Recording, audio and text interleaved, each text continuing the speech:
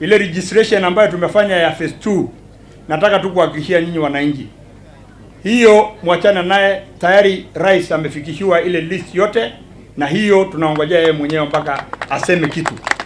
Na nafikiri nyinyi mnanijua watu ya hapa Amalu, nikiambia nyinyi kitu ketini mpaka niseme iko sawa ama iko namna gani. So vijana wangu, hii maneno nasikia mtu anauliza ati imefika wapi, iko mtu anafuata na tutafuata mpaka mwisho.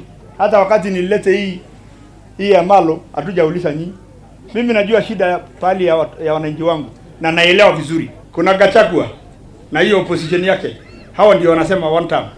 Kuna William Ruto na Ndutu na hiyo line yake. So wewe chagua utakuwa line gani? Sijuzi hapa kwa Uganda si walifanya election?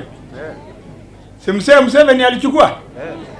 Mama Samia sijuzi alikuwa na election? Si alichukua? Nani ameambia nyinyi hii ya 2027 Ruto hawezi kuwa nini president? Iko tatushi kweli? Hii ni mambo ya East Africa. Tunafanya hivyo mpaka twende mbele. Hakuna mtu anaenda nyumbani. Kama namna gani? Unajua kila nchi iko na tradition yake. Kila nchi iko na tradition yake. Tradition ya East Africa ni 2 term. Hiyo ingine ya 1 term ni pahali ingine, labda huko Amerika, lakini hapa sisi lazima ni 2 term. Na kati ya hiyo maternity 35 tumefungua 20 na leo tunafungua ya 21.